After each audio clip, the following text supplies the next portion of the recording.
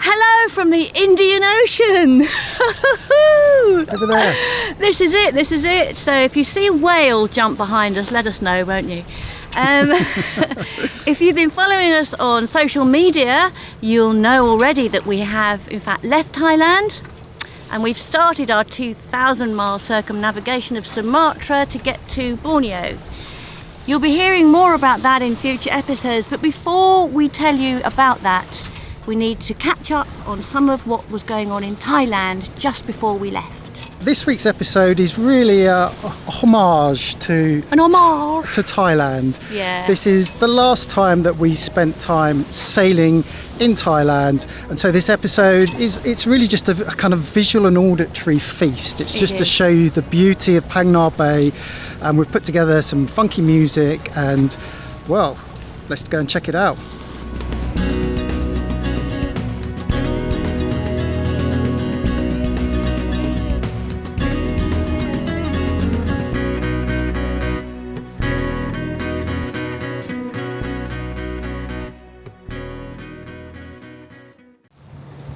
New dawn, new day, new set of batteries. This is the first time out of the marina with our new lithium setup. So I'm on tenterhooks, getting very nervous and worried, and also texting Paul on a Sunday to make sure that the numbers are right. And so far so good. My main concern is having that Stirling unit inside the same box as the inverter. But actually, whilst we're motoring along, the inverter isn't doing much anyway, so it's not really under demand. So yeah, just keep an eye on that.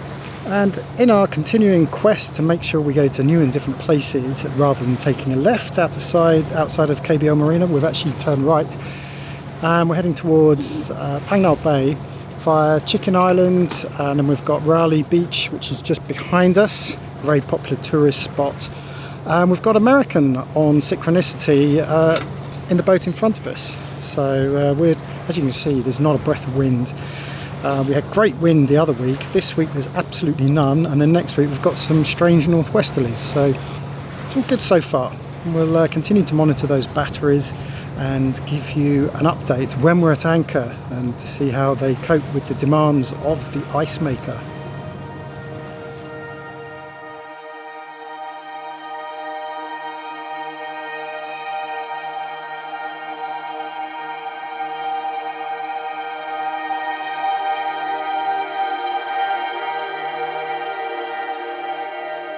So this is Pag Nang Bay, and it is full of limestone stacks. As you see here, it is visually stunning. And as you can see, we're not we're not sailing because there is no wind at all, absolutely none whatsoever. But what lack of sailing there is made up for by the beauty of this area. It is one of our favourite spots, but we haven't actually been on this side of Phang Nga. In fact, we haven't even been into Phang Nga for the last, I don't know, 2 or 3 years now. So it's great to see this scenery again, and probably for the last time. Never say never, of course. This is a national park, so we have to be a bit careful about where we anchor. Quite often the government will supply the red mooring balls or the orange mooring balls, which we're supposed to take, but if we can, we'll probably just anchor. But you can see limestone stack after limestone stack, each one a little bit different from the last. And today we're heading to a place called Koh Roi, which is another anchorage we haven't been to before. It's just around the top of Koh Yao Noi, which is the very large island. It's the 3rd largest island in the area after Phuket and Lanta, and that's straight ahead. So we're just going to go over the top of it, just round to the other side. And American's been there before, and it comes recommended by both him and our friend Gunnar, who recommended it some years ago, and we never got to see it. So quite excited about that.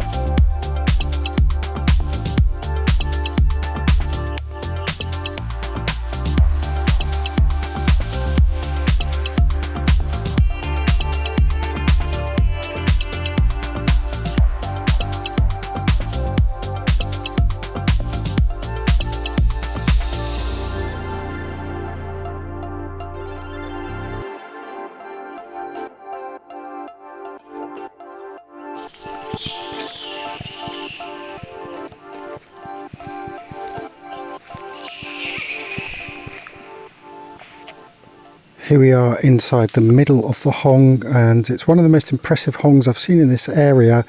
It's vast, it's very, very wide.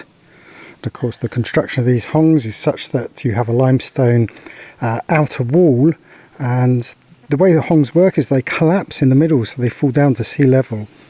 And we can see here, this is now in the centre of the Hong. If you imagine it like a volcano, I suppose. So we're surrounded by these huge limestone sheer cliff faces all the way around, and in the centre we have this. Now some Hongs are different, sometimes you only have water, sometimes it's completely dry, it's land, but this is kind of mixed between the two. It's mangrove and limestone stacks. So if we pan up we can see up inside there these big stacks.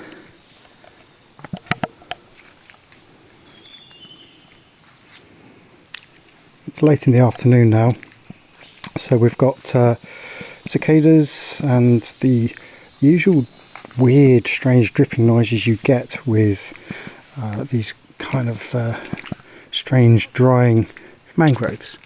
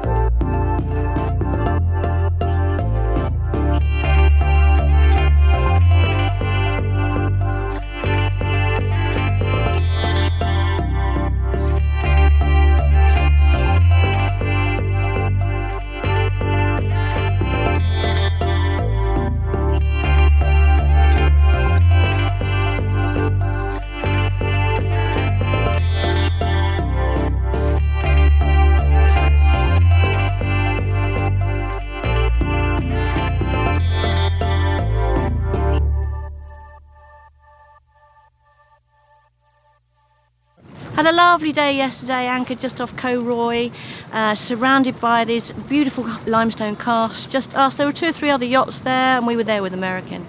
And we played around in the Hong there, saw the fruit bats, just lovely. And then we spent the evening having a few drinks and playing a bit of music. So now we're going further north into Pag Nang Bay, into a new anchorage for us. And we just got approached by some fishermen who had some shrimp or prawns for sale. Sent them over to American, and he's buying them now, and we're going to see if we can barbecue them later. Should be good. They're fresh, they're wild, they're straight out of the sea, they're not from the shrimp farms. So over my right shoulder, that's a longtail there, 2 guys in it, long pole, and what he's doing is he's scooping out the jellyfish. There are these big kind of pink jellyfish, I don't know particularly which ones they are, but they scoop them up and they fill right up to the gunnels, the boats, with these jellyfish, and then they sell them to the Chinese, because the Chinese think that they're a delicacy, and the Thais have recently caught on to this, and so they are scooping up the jellyfish everywhere we go, which is great. Except for the turtles. Yeah, the trouble is we don't have enough turtles, which is why we've got so many jellyfish. I was hoping that because we've got all these jellyfish that we might see more turtles, but not really around this side. We've seen them in the Gulf, but not so much around here.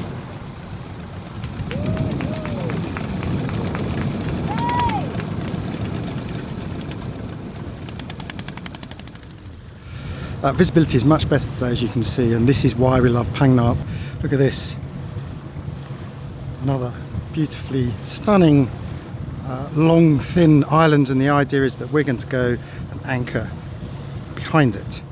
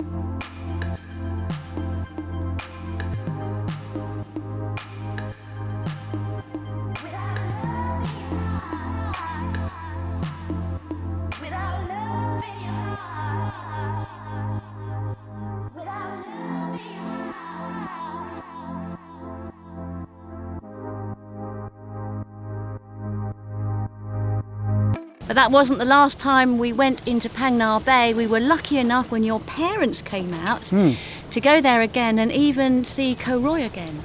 Yes, it's always great fun having my parents come out. They're very adventurous. So we managed to get hold of Ace, which is like a 300 horsepower rib, which does up to 30 knots. It's a mental bit of kit. And we took mum and dad out on this, and we were doing 25 knots all the way over to Koh Roi again, and we just had a lovely day just hanging out in Pag Nang Bay. We also went out in Ace again, through the mangroves, from Krabby Boat Lagoon into Krabby Town, and American drove us, didn't he?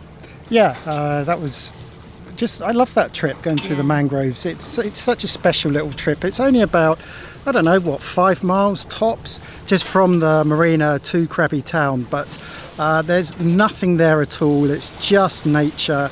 And then when you come through the tail end of that little trip, you come into the little floating fishing villages. Yes. There's a few restaurants there, and into Krabby Town itself. It's just a nice touch of nature, isn't it? It really is, yeah. And we didn't take the boat too fast. It was just a sort of comfortable boat to go on rather than our dinghy.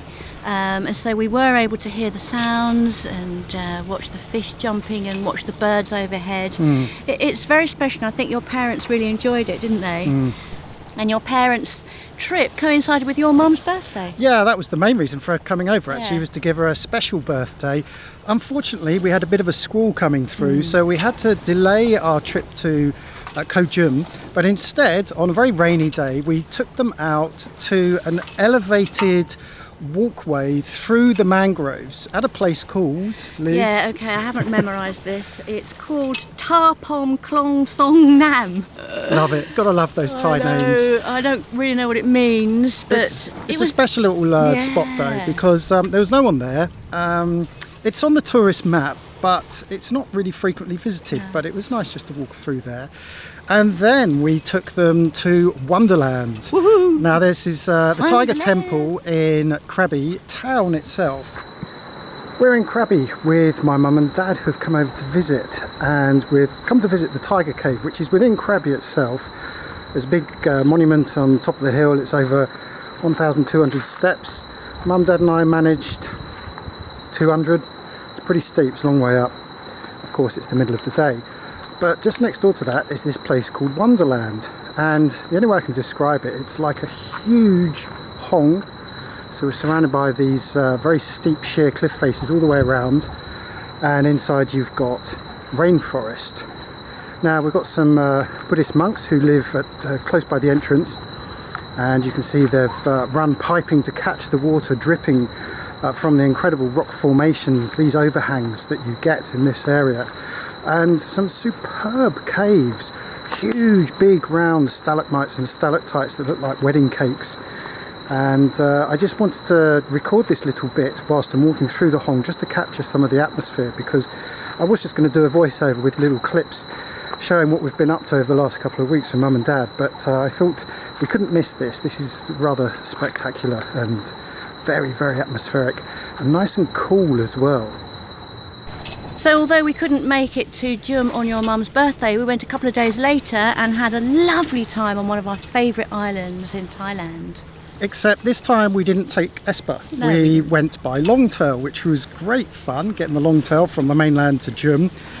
And Jum is just, it's one of our favourite spots in that whole area. It's just a very peaceful little island. There's enough tourism there, there's enough bars and restaurants to keep the tourists happy, but it's not buzzing with longtails and jet skis. It's not like some of the other places in Thailand.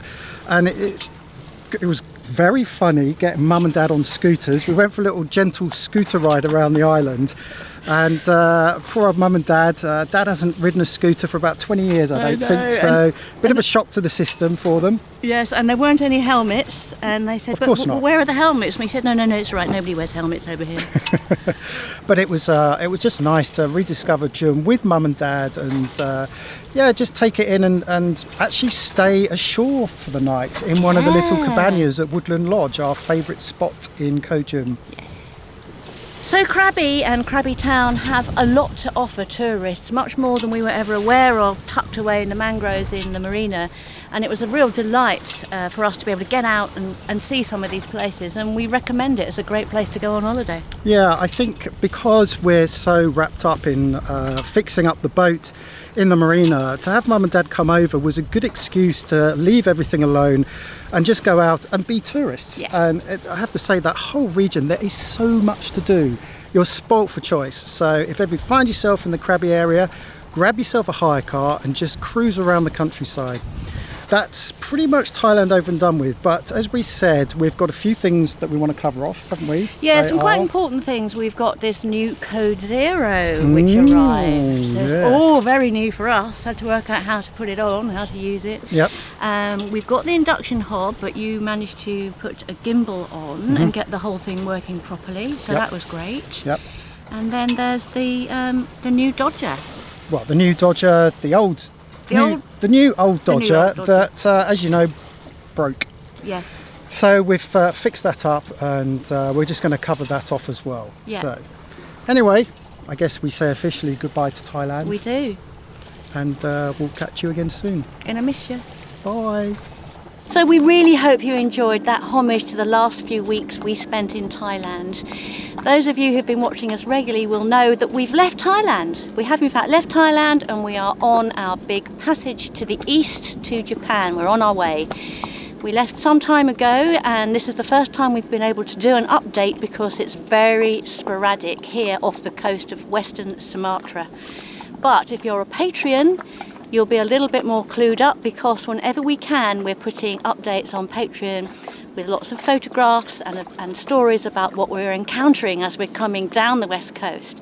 So for a complete update on where we are right now, somewhere in the Mentawis, become a Patreon, www.patreon.com/followtheboat. Also, if you were to become a patron, I might be able to afford a new pair of sunglasses. Cheers.